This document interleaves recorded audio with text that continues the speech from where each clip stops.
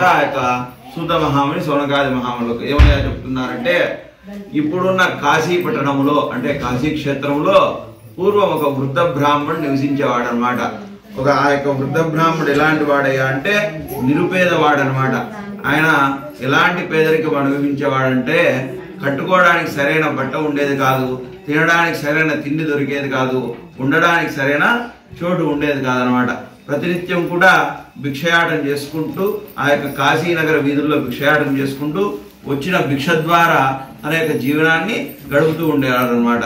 ఇది ఇలా ఉండగా ఆ యొక్క వైకుంఠంలో ఉన్న శ్రీ మహావిష్ణువు ఆ యొక్క బ్రాహ్మణ్ణి చూసి బ్రాహ్మణుడి పైన ప్రీతి కలవాడై ప్రేమ కలవాడై ఆ యొక్క కాశీ పట్టణానికి మాయావేషధారి రూపంలో వచ్చాడంట. వచ్చి ఆ యొక్క బ్రాహ్మణుడి దగ్గర నిలబడ్డాడంట. వచ్చి నిలబడి ఏమయ్యా అడుగుతున్నాడంటే, స్వామి, నేను ఈ యొక్క నగరానికి కొత్తగా వచ్చి ఉన్నాను, ఈ యొక్క నగర విశేషాలు ఏమన్నా ఉంటే మాకు తెలవగలరు అని చెప్పేసి అడగ్గా అప్పుడు ఆ యొక్క వృద్ధ బ్రాహ్మణుడు చెప్తున్నాడంట, ఇది కాశీ క్షేత్రం అయ్యా. ఈ యొక్క కాశీలో సాక్షాత్తు విశాలాక్షమ్మ, అన్నపూర్ణేశ్వరి, విశ్వేశ్వరుడు కొలువై ఉన్నాడయ్యా. అలాగే ఇక్కడ అతి పవిత్రమైన గంగా నది ప్రవహిస్తుంటుంది.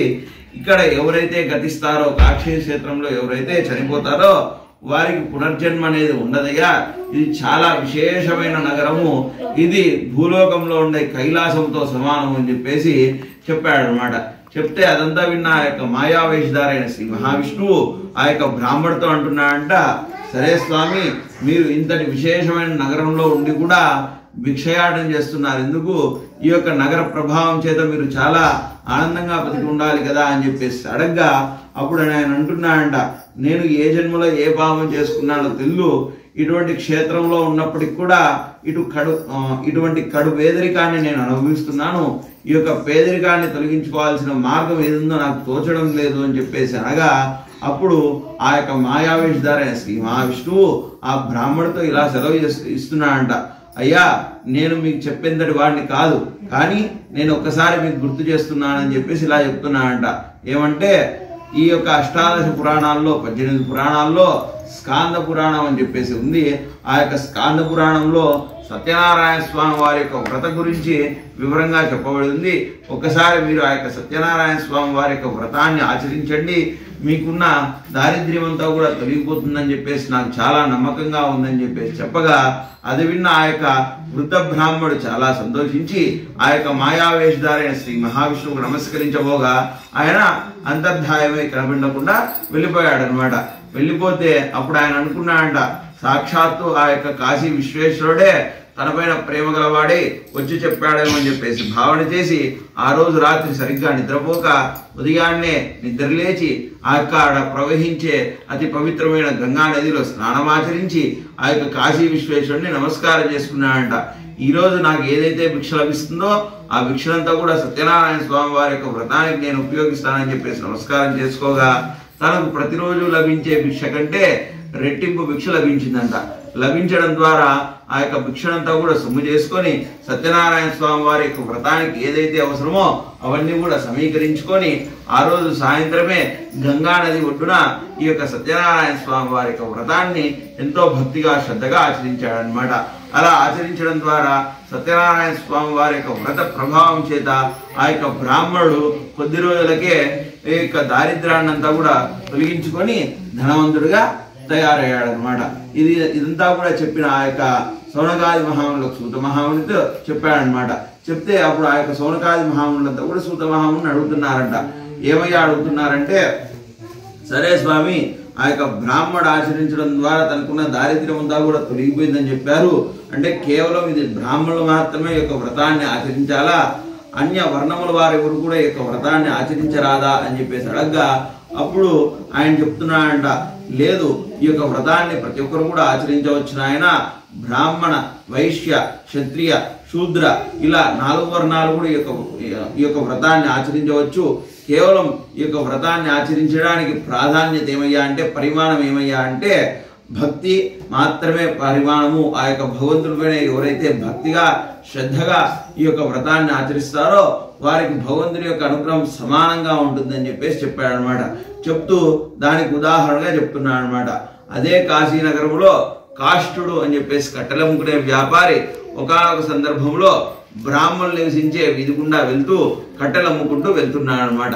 వెళ్తుండగా ఒకనొక ఇంట్లో ఈ యొక్క సత్యనారాయణ స్వామి వారి యొక్క వ్రతాన్ని జరగడం చూసి అక్కడ ఆగి ఆ కట్టెల అమ్ముప్పుడు అక్కడ దించి ఆ యొక్క సత్యనారాయణ స్వామి వారి యొక్క వ్రతాన్నంతా కూడా వీక్షించి చిట్ట చివర ఆ యొక్క తీర్థ ప్రసాదాలు తీసుకొని ఆ బ్రాహ్మణి చేత ఆశీర్వచనం తీసుకొని ఆ యొక్క కట్టెలు అమ్ముకునే వ్యాపారి అడుగుతున్నాడంట, అయ్యా ఈ యొక్క పూజ ఏంటి, ఎందుకు చేస్తున్నారు మీరని చెప్పేసి అడగ్గా అప్పుడు బ్రాహ్మణుడు చెప్తున్నాడంట, ఇది సత్యనారాయణ స్వామి వారి యొక్క వ్రతమయ్యా, ఇది ఈ యొక్క ధర్మార్థ కామోక్షములన్నీ కూడా నెరవేర్చుకోవడానికి అతి సులభమైన మార్గము, అతి సూక్ష్మమైన మార్గము.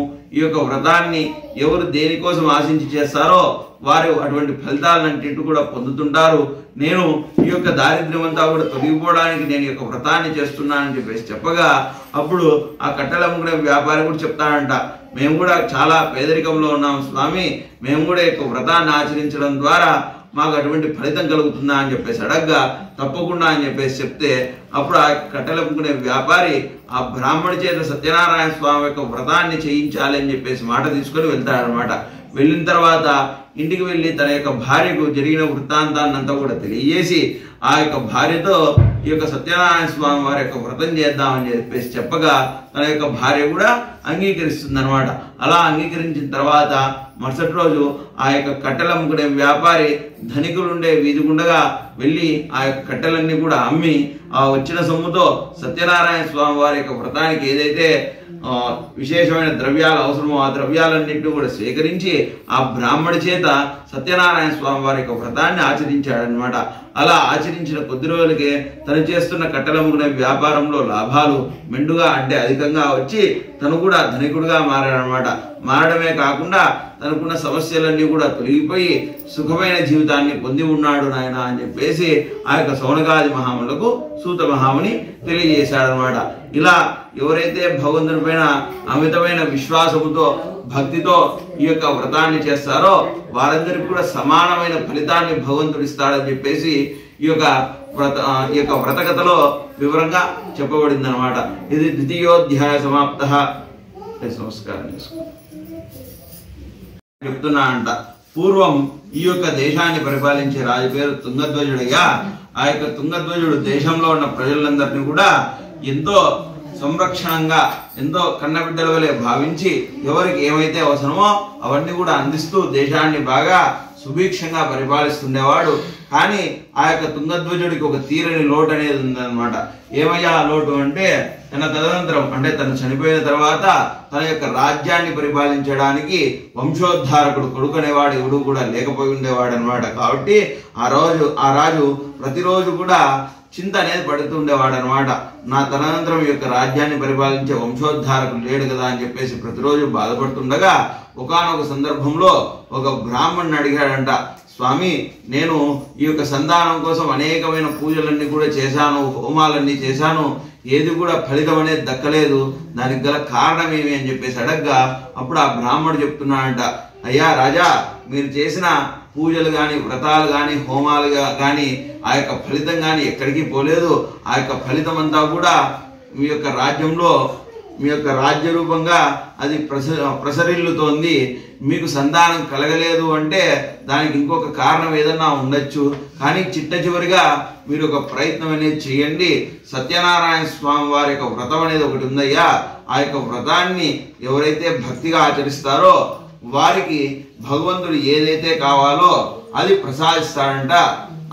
అటువంటి సత్యనారాయణ స్వామి వారి యొక్క వ్రతాన్ని మీరు ఒకసారి భక్తి శ్రద్ధలతో ఆచరించి చూడండి అని చెప్పేసి చెప్పగా వెంటనే ఆ యొక్క తుంగధ్వజుడు అనే మహారాజు ఆ యొక్క సత్యనారాయణ స్వామి వారి యొక్క వ్రతానికి ఏమైతే కావాలో అది ఏర్పాటు చేయండి అని చెప్పేసి మంత్రితో ఆజ్ఞాపించగా ఆ యొక్క మంత్రి మరుసటి రోజే ఆ యొక్క సత్యనారాయణ స్వామి వారి యొక్క వ్రతానికి ఏం కావాలో అవన్నీ కూడా ఏర్పాటు చేసి ఒక బ్రాహ్మడి చేత ఆ యొక్క సత్యనారాయణ స్వామి వారి యొక్క వ్రతాన్ని తుంగధ్వజుడు ఆచరించాడనమాట. అలా ఆచరించిన కొద్ది రోజులకి భగవంతుని యొక్క ప్రసాదం చేత తన యొక్క భార్య గర్భం దాల్చి 12 మగబిడ్డలకు జన్మనిస్తుంది అనమాట. దాని ద్వారా సంతోషపడిన ఆ యొక్క రాజు ప్రతి సంవత్సరం వచ్చే మాఘ పౌర్ణమి నాడు ఆ యొక్క సత్యనారాయణ స్వామి వారి యొక్క వ్రతం చేస్తానని చెప్పేసి సంకల్పం చేసుకుంటాడనమాట. ఇది ఇలా ఉండగా ఒకానొక సందర్భంలో ఆ యొక్క తుంగధ్వజుడు పరిపాలించే రాజ్యానికి ఒక వైశ్యుడు అని చెప్పేసి ఒక వ్యాపారి వస్తాడనమాట. ఆ వ్యాపారి వచ్చినప్పుడు ఆ రోజు ఏమవుతుందయ్యా అంటే మాఘ పౌర్ణమి అవుతుందన్నమాట. ఆ మాఘ పౌర్ణమి రోజున తుంగధ్వజుడు సత్యనారాయణ స్వామి వారి యొక్క వ్రతాన్ని ఆచరించి చూసిన ఆ యొక్క వైశ్యుడు ఆశ్చర్యపోయి ఆ రాజు దగ్గరికి వచ్చి అడుగుతాడంట, ఏమయ్యా అంటే, అయ్యా మహారాజా, మీరు ఈ యొక్క రాజ్యాన్ని పరిపాలించే చక్రవర్తి కదా, మీరెందుకు భగవంతుని దగ్గర అంత భక్తి శ్రద్ధగా కూర్చొని అంతంత సమయం కేటాయిస్తున్నారు, ఎందుకోసమని ఆ యొక్క పూజని అంత భక్తిగా చేశారని చెప్పేసి అడగ్గా అప్పుడు ఆయన చెప్పాడంట, అయ్యా నాకు సంతానం లేకపోతే నేను సత్యనారాయణ స్వామి వారికి వరపడింటే నాకు సంతానం కలిగింది, దానికి కృతజ్ఞతగా నేను ప్రతి సంవత్సరం కూడా ఇటువంటి సత్యనారాయణ స్వామి వారి యొక్క వ్రతాన్ని నేను ఆచరిస్తూ ఉంటానని చెప్పేసి చెప్పగా ఆ యొక్క వైశ్యుడు కూడా ఆ యొక్క రాజుతో ఇలా అన్నాడంట, స్వామి మాకు కూడా పెళ్ళై అనేకమైన సంవత్సరాలు గడుస్తుంది, కానీ సంతానం అనేది లేదు, మేము కూడా అనేకమైన పూజలన్నీ చేశాం, మాకు ఫలితం లేదు, ఈ యొక్క సత్యనారాయణ స్వామి వారి యొక్క వ్రతాన్ని మేము ఆచరిస్తాము, దాని యొక్క విశేషాలు మాకు తెలియజేయండి అని చెప్పేసి చెప్పగా ఆ యొక్క రాజు దగ్గరున్న బ్రాహ్మణ్ణి పిలిచి ఆ యొక్క వ్రత విశేషాలన్నీ కూడా ఆ యొక్క వైశ్యుడికి చెప్పమని చెప్పాడనమాట.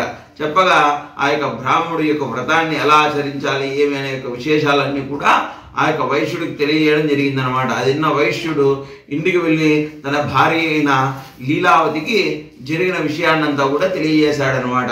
తెలియజేస్తే లీలావతి సంతోషించి మనం కూడా వెంటనే ఆ యొక్క సత్యనారాయణ స్వామి వారి యొక్క వ్రతాన్ని చేద్దామని చెప్పేసి చెప్పగా అప్పుడు వైశ్యుడు ఇలా అంటాడనమాట, సరే నేను కూడా చెయ్యాలనే ఉంది, కానీ ముందు మనకు సంతానం కలిగిన స్వామివారి యొక్క ప్రభావం మహిమ చేత అప్పుడు ఆ యొక్క సత్యనారాయణ స్వామి వారి యొక్క వ్రతం చేద్దాంలే అని చెప్పేసి చెప్పగా ఇంకా భార్య ఏమి చెప్పలేక సరే స్వామి అని చెప్పేసి ఇద్దరు కలిసి సత్యనారాయణ స్వామి వారిని వేడుకుంటారంట. ఏమయ్యా వేడుకుంటారంటే, అయ్యా సత్యనారాయణ దేవ, మీ యొక్క మహిమ ప్రభావం చేత మాకు సంతానం కలిగితే మేము సత్యనారాయణ స్వామి వారి యొక్క వ్రతాన్ని ఆచరిస్తామని చెప్పేసి వరబడగా ఆ యొక్క సత్యనారాయణ స్వామి వారు భక్తవత్సలుడు, అంటే భక్తులపైన అమితమైన ప్రేమ గలవాడై వాళ్ళకు వరాన్ని ప్రసాదిస్తారనమాట. ప్రసాదించడం ద్వారా ఒకనొక శుభ సందర్భంలో ఆ యొక్క లీలావతి గర్భాన్ని దాల్స్తుంది. గర్భాన్ని దాల్చిన తర్వాత 9 మాసాలు నిండి 12 ఆడబిడ్డకు జన్మనిస్తుంది అనమాట. జన్మనిచ్చిన తర్వాత ఆ యొక్క లీలావతి తన యొక్క భర్త అయిన వైశ్యుడితో చెప్తుంది అనమాట, అయ్యా మనకు స్వామివారి యొక్క అనుగ్రహం చేత 12 బిడ్డ పుట్టిందయ్యా, మనం వెంటనే ఆ యొక్క సత్యనారాయణ స్వామి వారి యొక్క వ్రతాన్ని చేద్దామని చెప్పేసి చెప్పగా అప్పుడు ఆ యొక్క వైశ్యుడు అంట, సరే ఇప్పుడే కదా నీకు కానిపోయింది, మనకున్న ఈ యొక్క పురుడు కాలం అయిపోయి సత్యనారాయణ స్వామి వారి యొక్క వ్రతాన్ని చేద్దాంలే అని చెప్పేసి చెప్పగా సరే అంటుందంట భార్య. ఆ యొక్క పురుడు కాలం ఏదైతే 11 రోజులు ఉంటుందో ఆ 11 రోజులు అయిపోయిన తర్వాత స్నానం అంతా అయిపోయిన తర్వాత అంటుందంట, ఈ యొక్క పురుడు కాలం అంతా అయిపోయింది కదా, పుణ్యావచనం కూడా అయిపోయింది ఇంట్లో, ఇప్పుడైనా ఆ యొక్క సత్యనారాయణ స్వామి వారి యొక్క వ్రతాన్ని చేద్దాంలే అంటే అప్పుడు అంట వైశ్యుడు, ఇంకా పాప పసికందు కదా, నువ్వు బాలింతవు కదా, నువ్వు ఇంతసేపు ఆ యొక్క సత్యనారాయణ స్వామి వారి యొక్క వ్రతంలో పాల్గొనలేవు, ఏదన్నా శుభ సందర్భం వచ్చినప్పుడు ఆ యొక్క వ్రతాన్ని చేద్దాంలే చెప్పేసి వాయిదా వేస్తాడనమాట. అలా కాలం గడుస్తుంది. 5 నెలల మాసం అనేది వస్తుంది అనమాట. 5 నెలల తర్వాత తన యొక్క కూతురికి నామకరణం అంగరంగ వైభవంగా ఏర్పాటు చేస్తాడంట ఆ యొక్క వైశ్యుడు. చేసినప్పుడు భార్య గుర్తు చేస్తుందంట, ఈ యొక్క నామకరణ వేడుకల్లో సత్యనారాయణ స్వామి వారి యొక్క వ్రతాన్ని చేద్దామని చెప్పేసి గుర్తు చేయగా అప్పుడు వైశ్యుడు అంట అంత చిన్న పాపని మనం ఒళ్ళో పెట్టుకొని అంతసేపు కూర్చోలేము, పోనీ ఆ పాపని ఎవరికైనా బాధ్యతగా అప్పచెప్దాము అంటే అక్కడ ఆ పాప ఉండగా మనసు స్వామివారి దగ్గర ఉండదు, కాబట్టి ఇది చాలా కఠినంతో కూడుకున్నది, పాప కొద్దిగా పెద్దదవుతూనే చేద్దాంలే, పాప ఎందుకు పాప ఆడుకునే సందర్భంలో ఆ యొక్క వ్రతం మనం చేద్దాంలే, మనం ఎప్పుడు కావాలంటే ఆ యొక్క వ్రతాన్ని చేయరాదు అని చెప్పేసి వాయిదా వేస్తాడంట. అలా ఆ యొక్క నామకరణంలో తన యొక్క కూతురికి కళావతి అని చెప్పేసి పేరు కూడా పెడతాడనమాట. పేరు తగ్గట్టుగానే అమ్మాయి దినదిన ప్రవర్తమానంగా పెంపొంది చంద్రుడి యొక్క కళ వల్లే, అంటే శుక్లపక్ష చంద్రుడి యొక్క ఎలా అయితే పౌర్ణమి రోజు చంద్రుడు ఎలా కళాత్మకంగా ఉంటాడో అలా చాలా ముఖంలో కళగా కనిపిస్తూ ఆ అమ్మాయి పేరు తగ్గట్టుగా పెరిగిందనమాట. ఆ యొక్క కళావతి. అలా కాలం గడుస్తుంది. ఆ విద్యారంభ సమయంలోను, దాని తర్వాత ఆ యొక్క సమర్థ ఆడిన సమయంలోను, ఇలా అనేకమైన సందర్భాలంతా కూడా ఆ యొక్క భార్య గుర్తు చేయడము, వైశ్యుడు ఏదో ఒక కారణం చెప్పి ఆ యొక్క వ్రతాన్ని దాటవేయడము చేస్తాడనమాట. సందర్భంలో అంటాడంట, ఇచ్చిన దేవుడు ఏమన్నా వెనక్కి తీసుకువెళ్తాడా, ఎప్పుడు కావాల్సింటే ఆ యొక్క వ్రతాన్ని చేయరాదు అని చెప్పేసి ఒక ధనహంకారం చేత వైశ్యుడు ఆ మాట కూడా అంటాడనమాట. ఇంకా భార్య ఇంకా చేసేది ఏమీ లేక, సరే స్వామి ఎప్పటికైనా ఆ యొక్క వ్రతాన్ని మేము చేస్తాము అని చెప్పేసి మళ్ళీ నమస్కారం చేసుకుంటుంది. ఇలా కాలం గడుస్తుంది. పాప వివాహానికి ఎదుగుతుంది అనమాట.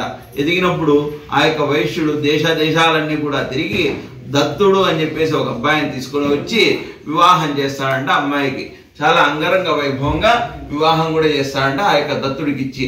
ఆ యొక్క వివాహ వేడుకల్లో తల్లి అయిన లీలావతి కూడా ఆ యొక్క సత్యనారాయణ స్వామి వారి యొక్క వ్రతం చేయడం మర్చిపోతుందన్నమాట. అప్పుడు సత్యనారాయణ స్వామి వారు ఆగ్రహిస్తారనమాట. నేనిచ్చిన వరప్రసాదం చేతనే కదా మీరు ఈరోజు ఇన్ని వేడుకలు చేసుకోండేది.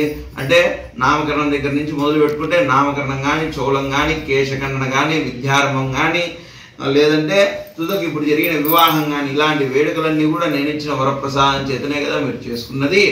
కాబట్టి నన్నే మర్చిపోయారు, ఈ యొక్క వేడుకలే మీకు ప్రాధాన్యత అయిపోయాయని చెప్పేసి స్వామివారు ఆగ్రహించి వాళ్ళని శపిస్తాడంట.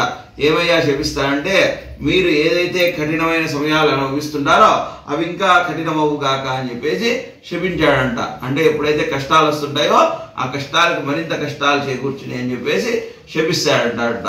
ఆ యొక్క శాపం కూడా కాలం కోసం ఎదురు చూస్తుందంట. ఎప్పుడైతే వాళ్ళ కష్టాలు మొదలవుతాయో ఆ యొక్క కష్ట ప్రభావం అనేది చూపిస్తామని చెప్పేసి ఆ యొక్క శాపం ఎదురు చూస్తుంటుంది.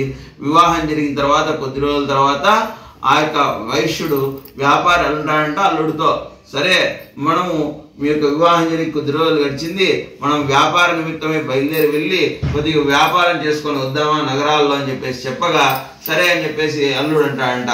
అప్పుడు మామాళ్ళు ఇద్దరు కూడా బయలుదేరి వెళ్తారంట. వాళ్ళ దగ్గర ఉన్న వజ్రాలు, వైడూర్యాలు, మాణిక్యాలు, రత్నాలు ఇటువంటివన్నీ కూడా మూటలు కట్టుకొని అవన్నీ కూడా అమ్మి తద్వారా సొమ్ము చేసుకుందామనే ఉద్దేశంతో అవన్నీ మూటలు కట్టుకొని పూర్వం అంతా కూడా ప్రయాణాలన్నీ కూడా ఓడల ద్వారా జరిగేవాడు అనమాట. ఓడలు అంటే పడవల ద్వారా జరిగేవాడు అనమాట. ఆ యొక్క ఓడరేవు దగ్గరికి వెళ్ళి ఆ మూటలన్నీ కూడా ఓడల్లో నింపుకొని వ్యాపార నిమిత్తమై ఆ యొక్క వైశ్యుడు తన యొక్క అల్లుడైన దత్తుడు ఇద్దరు కూడా బయలుదేరి వెళ్ళారనమాట. అలా బయలుదేరి వెళ్ళిన వాళ్ళిద్దరు కూడా రత్నసానుపురం అని చెప్పేసి ఒక నగరానికి చేరారంట.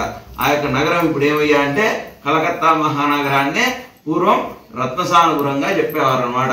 ఆ యొక్క రత్నసానుపురానికి చేరారంట. ఆ యొక్క రత్నసానుపురాన్ని పరిపాలించే రాజు పేరు చంద్రకేతు మహారాజు అనమాట. ఆ యొక్క చంద్రకేతు మహారాజు పరిపాలించే రత్నసానుపురానికి వెళ్ళి అక్కడ వ్యాపారం కోసం ఒక స్థలం చూసి వాళ్ళు తెచ్చిన వజ్ర వైఢూర్య మాణిక్యాలన్నీ కూడా అక్కడ విక్రయించడానికి ఏర్పాటు చేసుకొని వ్యాపారం మొదలు పెట్టారనమాట. ఇప్పుడు సత్యనారాయణ స్వామి వారు వారి యొక్క ప్రభావాన్ని చూపిస్తున్నారంట. ఏమయ్యా చూపిస్తున్నారంటే, ఒక మాయా దొంగల్ని అంటే మాయాపూరితమైన దొంగల్ని ఆ యొక్క చంద్రకేతు మహారాజు వారి యొక్క ఖజానాలో ప్రవేశింపజేసి అక్కడ కొద్దిగా సొమ్ముని అపహరింపజేసుకొని దొంగతనం చేసుకొని వచ్చి ఆ యొక్క సొమ్మునంతా కూడా ఎక్కడైతే మామాళ్ళు వ్యాపారం చేస్తుంటారో ఆ యొక్క వ్యాపార స్థలంలో పడేసే విధంగా ఒక మాయను సృష్టించాడంట సత్యనారాయణ స్వామి. అలా ఆ యొక్క మాయ ద్వారా ఆ యొక్క సొమ్ము తీసుకొని వచ్చిన ఆ యొక్క దొంగలు ఎక్కడైతే మామాళ్ళు వ్యాపారం చేస్తుంటారో అక్కడ వేసి వెళ్ళిపోయారనమాట. వాళ్ళని వెంబడించుకొచ్చిన భటులు ఈ యొక్క మామాళ్ళే దొంగలుగా భావించి వాళ్ళని బంధించి తీసుకుని వెళ్ళి రాజు దగ్గర ప్రవేశపెట్టారనమాట. అప్పుడు రాజు ఎటువంటి న్యాయ విచారణ చేయలేదంట. సొమ్ముతో సహా వాళ్ళు పట్టుబడ్డారు కాబట్టి వాళ్ళే దొంగలుగా భావించి వారికి కఠినమైన శిక్షల్ని విధించండి అని చెప్పేసి రాజు ఆజ్ఞగా చెప్పగా ఆ యొక్క మామాళ్ళిద్దరిని కూడా తీసుకువెళ్ళి చెరసాల్లో బంధించి అనేకమైన కఠినమైన శిక్షల్ని విధింపజేసేవారనమాట ప్రతిరోజు.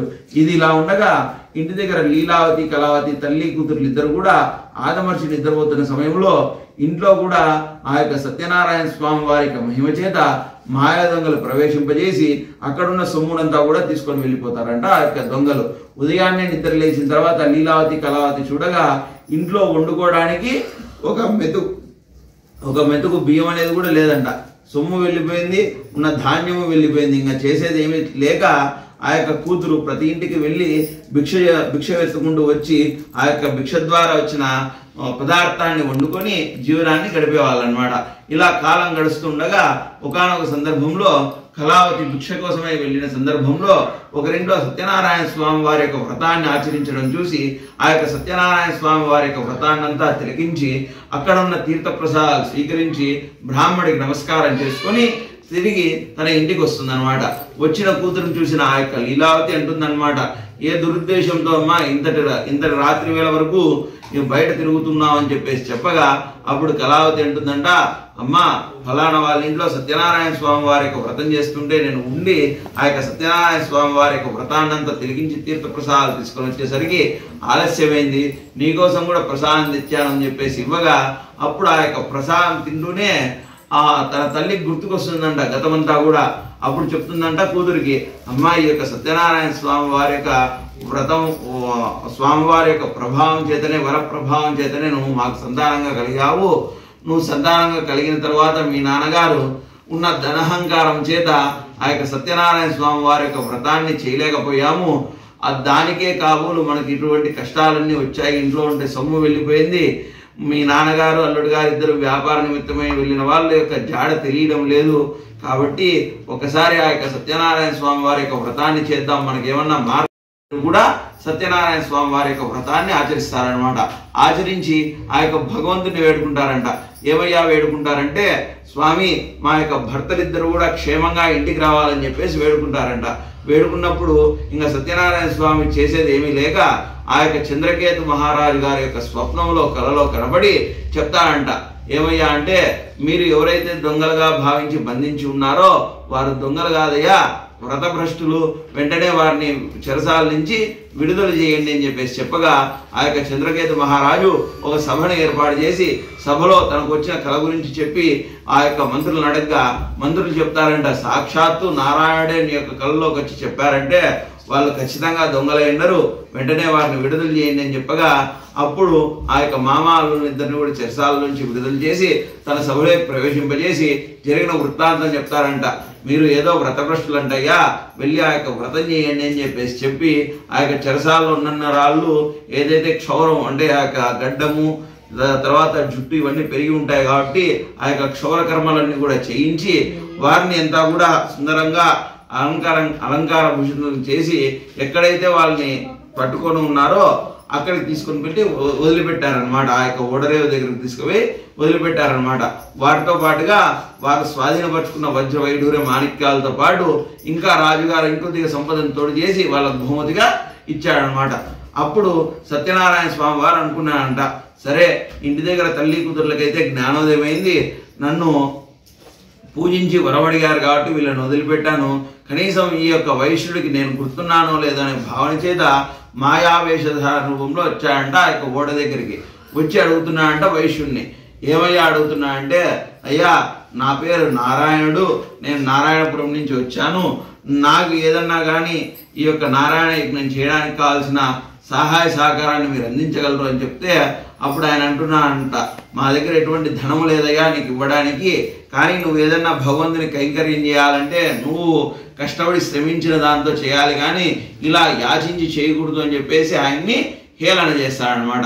హేళన చేయడమే కాకుండా అప్పుడు ఒక మాట అంటాడంట, మా దగ్గర ఈ మూటల్లంతా కూడా సొమ్ము ఉందని చెప్పేసి భావిస్తున్నావేమో, దీంట్లో అంతా ఆకులు అలములు ఉన్నాయని చెప్పేసి అక్కడ అసత్య పదజాలం కూడా వాడతాడంట ఆ యొక్క వైశ్యుడు. అప్పుడు ఆ యొక్క నారాయణుడు యద్భావం తద్భవతి అని చెప్పేసి వెళ్ళిపోతాడంట. నువ్వేదైతే అనుకుంటున్నావో అది నిజమవుగాక అని చెప్పేసి అంటాడంట. కాబట్టి వెంటనే ఆ యొక్క మూటల్లో ఉన్నవన్నీ కూడా ఆకులు అలములుగా అయిపోయి ఆ మూటలన్నీ కూడా తేలిగ్గా అయిపోతాయంట.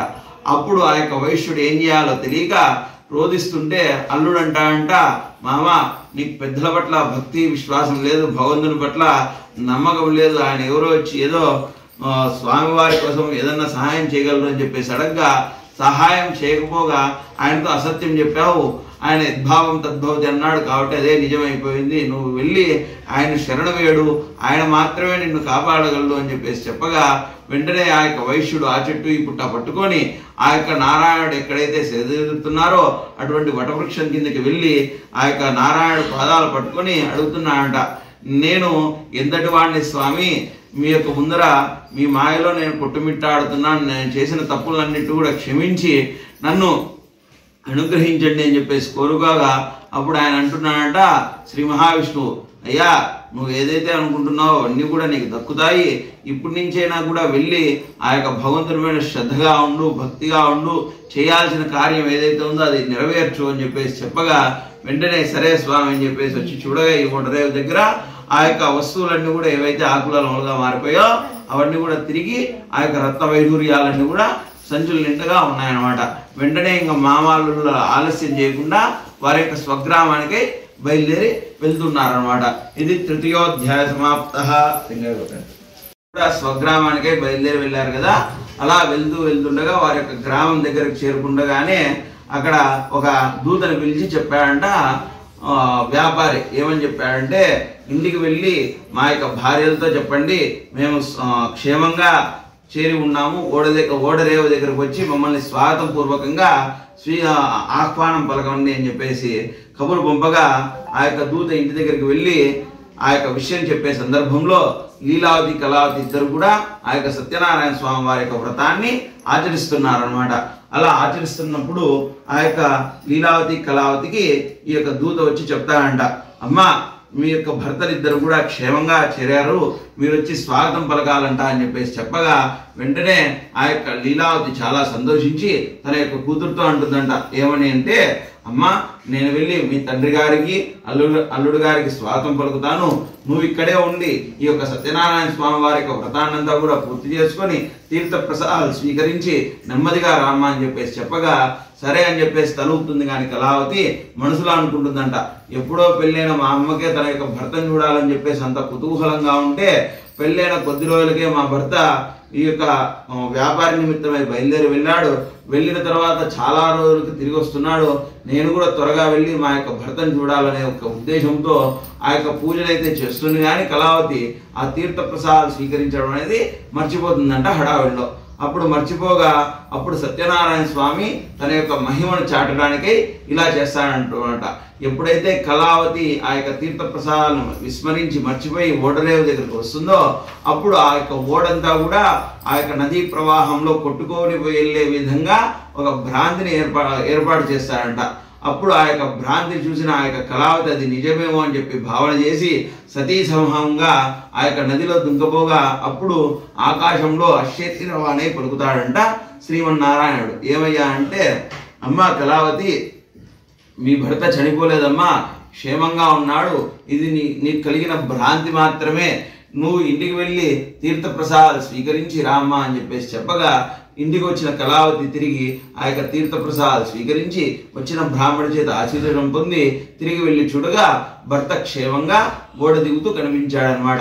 అది చూసిన ఆ యొక్క కళావతి చాలా సంతోషించి ఆ యొక్క తన యొక్క భర్త దగ్గరికి వెళ్ళి జరిగిన వృత్తాంతాన్నంతా కూడా చెప్పారంటే ఈ యొక్క లీలావతి కళావతి ఇద్దరు కూడా, మీరు వెళ్ళిన తర్వాత ఇంట్లో ఇలా దొంగతనం జరిగింది, మేము భిక్షయాటం చేస్తూ బతికాము, తర్వాత కొద్ది రోజులకు సత్యనారాయణ స్వామి వారి యొక్క వ్రతం చేశాము, చేసిన కొద్ది రోజులకు మీరు తిరిగి వచ్చారు అని చెప్పేసి జరిగిన విషయాన్ని చెప్పగా భర్తలు కూడా చెప్పారంట, తన యొక్క యజమాని అలాగే అల్లుడు కూడా చెప్పారనమాట. ఏమయ్యా అంటే, మేము కూడా వ్యాపారం కోసం వెళ్ళాం కానీ అక్కడ మాకు దొంగ అని చెప్పేసి నిందపడింది, ఆ యొక్క నింద పోగొట్టుకోవడానికి శ్రీమన్నారాయణ కల్లో వచ్చి చెప్తే మమ్మల్ని విడుదల చేశారు, మేము కూడా చాలా కష్టాలు పడిన తర్వాత ఇంటికి చేరుకున్నాం క్షేమంగా అని చెప్పేసి జరిగిన వృత్తాంతాన్నంతా కూడా క్షేమ సమాచారాలను ఒకరినొకరు పంచుకున్న తర్వాత వెంటనే ఆ యొక్క వైశ్యుడు అదే నదీ ప్రవాహం ఒడ్డులో ఆ యొక్క సత్యనారాయణ స్వామి వారి యొక్క వ్రతాన్ని కుటుంబ సమేతంగా చేశాడనమాట. చేయడం ద్వారా ఆ సత్యనారాయణ స్వామి వారు ప్రసన్నుడయ్యి వారికి ఏదైతే ధర్మార్థ కామ మోక్షంలో ప్రతినిత్యం అండగా ఉండి తిదుకు వారికి మోక్ష ప్రసాదాన్ని కూడా కలిగజేశాడంట సత్యనారాయణ స్వామి. ఇది చతుర్థోధ్యాయ సమాప్త. నమస్కారం చేసుకోండి. ఈ యొక్క అనమాట. ఎప్పుడైతే ఆ యొక్క రాజు ఆ రాజ్యంలోకి అడుగు పెడతాడో వెంటనే తనని చంపాలనే ఒక ఉద్దేశంతో రాజులంతా కూడా గుమ్ము కొడుకుని ఉన్నారనమాట. అది తెలిసిన ఆ యొక్క ఉల్కాముకుడు మరీ హుటాహుటిన అడవికి వెళ్ళి తల దాక్కున్నాడు అనమాట. ఇలా కొద్ది రోజులు గడుస్తుంది. గడిచిన తర్వాత ఆ యొక్క ఉల్కాముకుడు ఒక సన్యాసిని కలుస్తాడు. ఆ యొక్క సన్యాసికి జరిగిన వృత్తాంతం అంతా చెప్పగా ఆ సన్యాసి అంటాడంట, నువ్వు ఎక్కడైతే పోగొట్టుకున్నావో తిరిగి అక్కడే వెతుక్కో అని చెప్పేసి చెప్పగా అప్పుడు ఆ యొక్క ఉల్కాముకుడికి జ్ఞానోదయం అవుతుంది అనమాట. ఎప్పుడైతే గొల్లలు ఇచ్చిన ప్రసాదాన్ని నేను తిరస్కరించానో అప్పటి నుంచే నాకు ఇటువంటి దుర్గతి అనేది పట్టిందని చెప్పి భావన చేసి తిరిగి ఆ యొక్క గొల్లులు నివసించే ప్రాంతానికి వెళ్ళి గొల్లుల చేత ఆ యొక్క సత్యనారాయణ స్వామి వారి యొక్క వ్రతాన్ని ఆచరింపజేసి ఆ యొక్క తీర్థ ప్రసాదాన్ని తీసుకుంటారనమాట. అలా కాలం గడిచిన తర్వాత కాలక్రమేణా రాజ్యాన్ని అయితే అన్య రాజులంతా కూడా హస్తగతం చేసుకున్నారు. కానీ వాళ్ళకు ఐక్యత లేకపోగా ఆ రాజ్యంలో పరిపాలన లోటు అనేది చూసి తిరిగి ఆ యొక్క రాజ్యాన్ని ఉల్కాముకుడు ఇవ్వాలని చెప్పేసి భావన చేసిన ఆ రాజులు అడవికి వచ్చి ఉల్కాముకుడి దగ్గరికి వచ్చి జరిగిన వృత్తాంతాన్ని చెప్తారనమాట. రాజ్యాన్ని అయితే మేము స్వాధీనం చేసుకున్నాం, కానీ రాజ్యంలో ఉన్న ప్రజల యొక్క మన్నలు మేము పొందలేకపోయాము, అది మీకు మాత్రమే సాధ్యం అని చెప్పేసి తిరిగి ఆ యొక్క రాజ్యాన్ని ఉల్కాముకుడికి అందజేయడం జరుగుతుంది. చెరసాలలో ఉన్న కొడుకుల్ని కూడా విడుదల చేయడం అనేది జరుగుతుంది అనమాట. ఇదంతా కూడా సత్యనారాయణ స్వామి వారి యొక్క వ్రత ప్రభావం చేత తనకు కలిగిందని చెప్పేసి భావన చేసిన ఆ యొక్క ఉల్కాముకుడు ఆ రోజు నుంచి ప్రతినిత్యం కూడా ఆ యొక్క రాజ్యంలో ఎవరైతే నివసిస్తుంటారో వాళ్ళందరికీ కూడా ఆ యొక్క సత్యనారాయణ స్వామి వారి యొక్క వ్రతాన్ని చేసుకోవాలనే యొక్క ఆలోచన కలిగించే విధంగా ప్రతి సంవత్సరం వచ్చే కార్తీక పౌర్ణమి నాడు ఆ యొక్క సత్యనారాయణ స్వామి వారి యొక్క వ్రతాన్ని కూడా ఆ యొక్క ఉల్కాముకుడు అనే రాజు చేస్తూ ఉండేవాడు అనమాట. ఇది ఈ యొక్క కథ వృత్తాంతం, 5వ కథ యొక్క వృత్తాంతం అనమాట. ఈ యొక్క 5వ కథలో ముఖ్యంగా ఏం చెప్పారంటే, ఎప్పుడైతే భగవంతుని ప్రసాదాన్ని మనం తిరస్కరిస్తామో అది తీర్థం కావచ్చు, ప్రసాదం కావచ్చు, లేదంటే ఆశీర్వచనం కావచ్చు, ఇంకోటి ఏదన్నా కావచ్చు, అది ఎటువంటి ప్రసాదమైనా కూడా మనలో ఉండే అహంకారం చేత నాకంటే ఎవరులే అనే ఒక గర్వం చేత మనం తిరస్కరిస్తామో అప్పుడు దానికి సంబంధించిన ప్రతిఫలం అనేది చాలా కఠినంగా ఉంటుందన్నమాట. కాబట్టి మనం ఎటువంటి పరిస్థితుల్లో ఉన్నప్పటికీ కూడా ఆ యొక్క భగవంతుడి యొక్క ప్రసాదాన్ని మనము తిరస్కరించరాదు అని చెప్పేసి ఈ యొక్క 5వ వృత్తాంతంలో తెలియజేశారనమాట. ఇలా మొదటి నుంచి 5వ కథల వరకు ఈ యొక్క సత్యనారాయణ స్వామి వారి యొక్క వ్రతం గురించి చాలా వివరంగా ఆ యొక్క సౌనకాది మహామునులు